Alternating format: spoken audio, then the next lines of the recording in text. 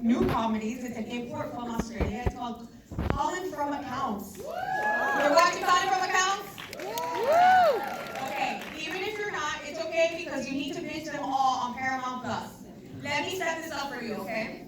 So this is your not so typical boy meets girl situation. So boy is driving in his car. Girl's on the side, wants to cross the street. Boy stops. Girl crosses, feels a little cheeky, and she flashes her nipple at him.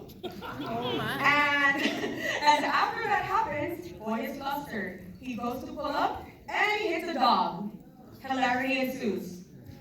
It's my pleasure to introduce to you the team behind Colin from Accounts. They are co-creators, writers, executive producers, actors, and they're also married. Harriet, Dyer, and Brammall.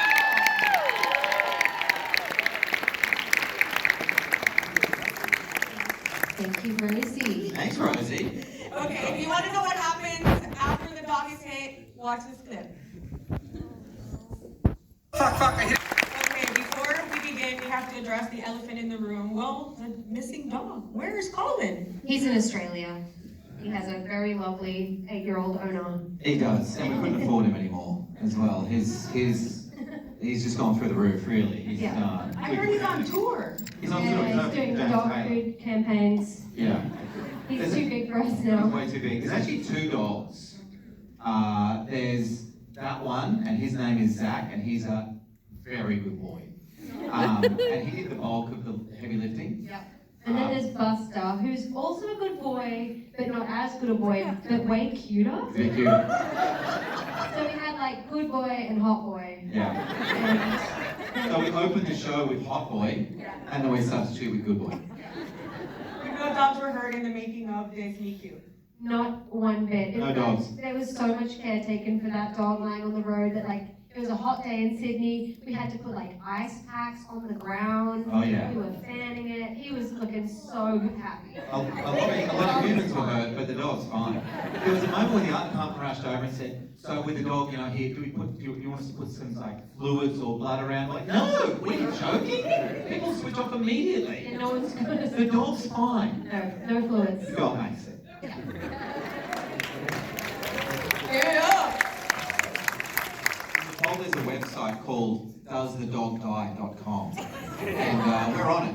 We're all over it. We're all over that. Well, the show is called Colin from Accounts, so we can't really kill off Colin. No. Colin is the dog, spoiler. Yeah. Colin is the dog, and that is a spoiler. Sorry. Now, this is one of the most unique, hilarious openings to a show. We couldn't show the nipple bit, just so you know. We asked, and people said no. Yeah. And I think it was out of respect for me as your husband that we don't show you this on screen. That's what I like to think, anyway. Stick around. It is currently available though on Paramount. Yeah, it's all on Paramount Plus. And it's mine. No, there was no stuck nipples. No, we didn't fly anything in. She auditioned a few other nipples, but on the day, she was like, we'll do it live.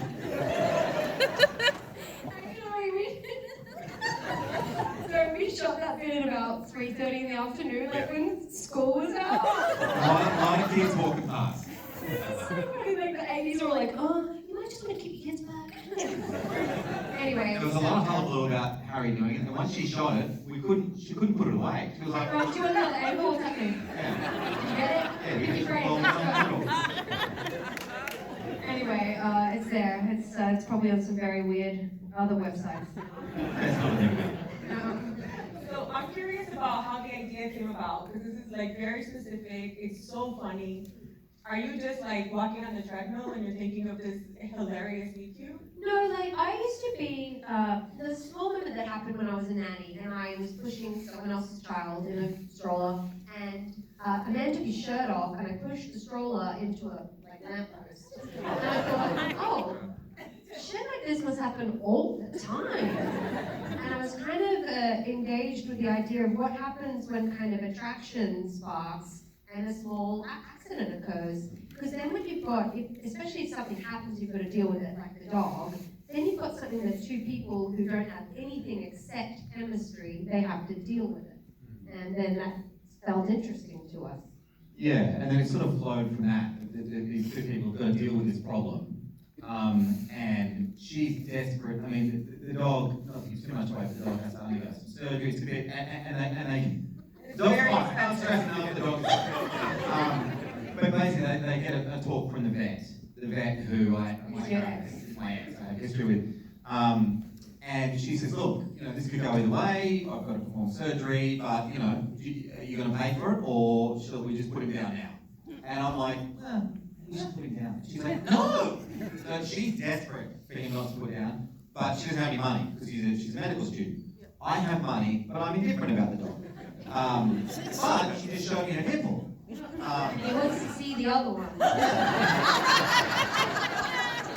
The other one might be worth $12,000. So there's a show. On Grandma Plus. A perfect companion piece to Bass Reeves. I think. You guys are the two writers on the show. You don't have a writer's room. We do not. Unfortunately. I mean, we have a room that we write in. How are you guys as a writing duo? Are you just throwing around ideas? I know that you guys maybe pick some stuff out of real life. Yeah, we pull out a couple things. I mean, it's probably the healthiest and most respectful part of our relationship is us as writers. And then us as actors and producers, and then like as parents. husband and wife, which Yeah. like, it's so nice. But no, we write it all. We, to our credit and our detriment, we're kind of control freak about it. Oh, we we just do finished that. season 2. Yeah, we just lost season 2 back in Australia. He's coming to you soon. I'm tired. But we do bowerbird from our own lives, for sure, and from our friends' lives and people we know, and hopefully, nobody notices that it's them on screen. If they do, they've got like a special thanks in the credits. Yeah. Surprise! Yeah, but that never happened. That's all fiction. Yeah, that's we good. didn't do it. We didn't do it. But Yeah. That's not how you guys met. no, we just met like normal people. Yeah. No dogs, no nipples. That all came later.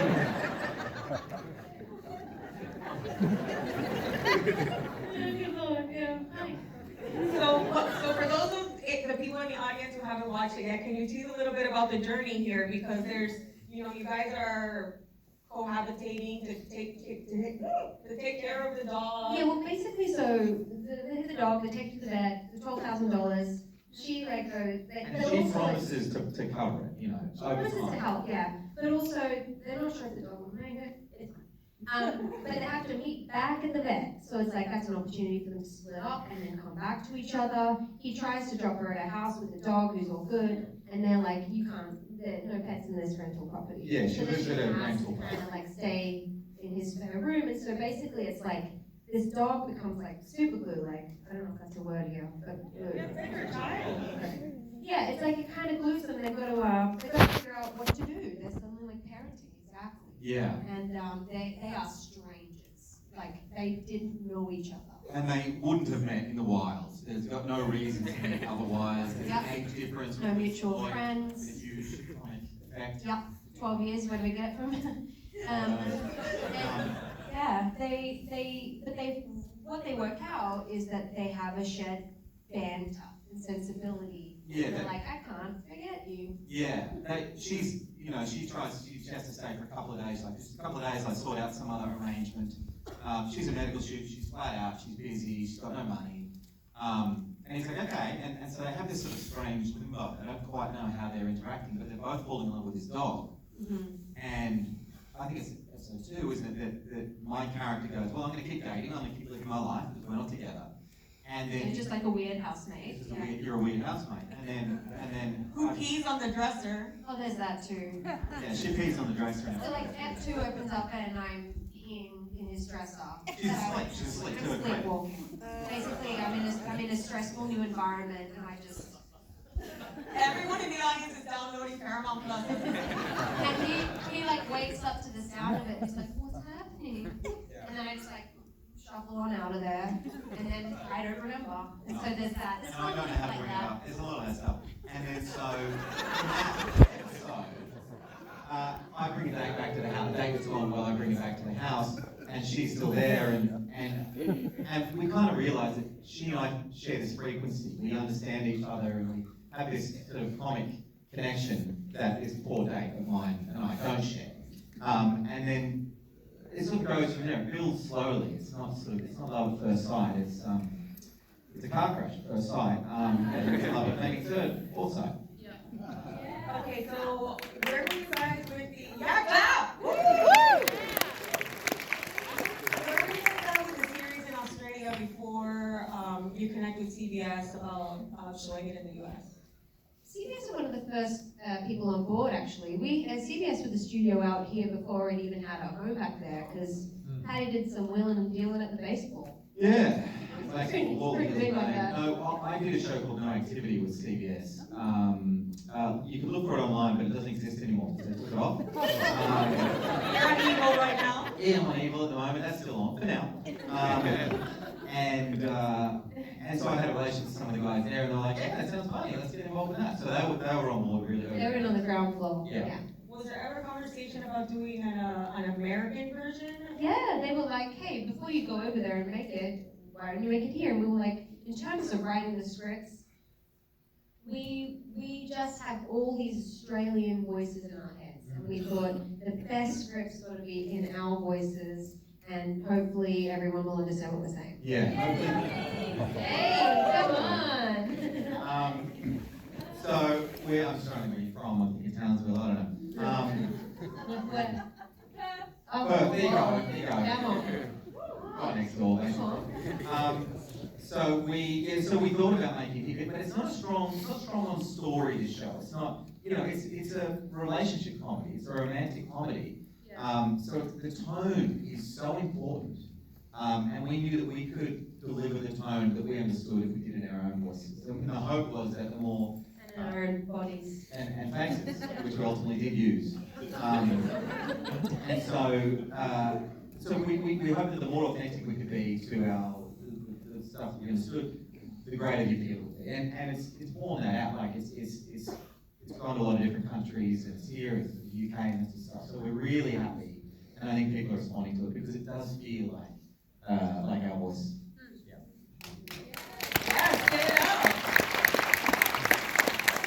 Probably would have made a lot more money if we made it here and being able to hang out with our actual dog, who we have to leave in America to go home for 6 months to make Colin from accounts, which is about a dog. It all feels very backwards. Poor little guy.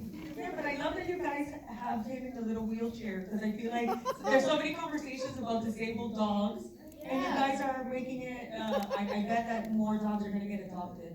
Yeah, I hope so. Yeah, I mean, our dog in real life doesn't have a wheelchair, but his buddy does. But I mean, I think it's kind of opened the door for lots of kind of adoption opportunities. We've done a few little partnerships and stuff, and the dogs have kind of flown off the shelves. They do keep them on shelves. They do, yeah. Which is inhumane. All right. Adopt and unshop. That's it. Go, Debbie.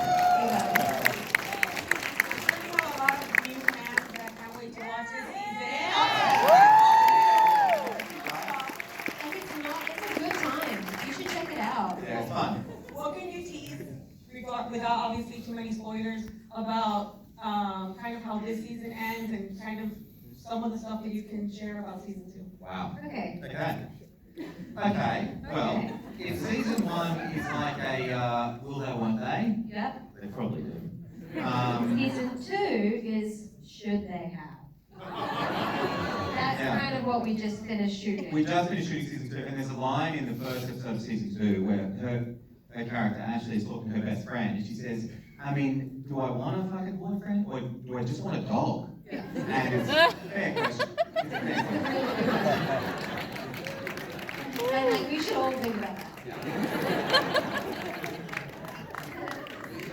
Ladies and gentlemen, thank you for joining us for the Colin.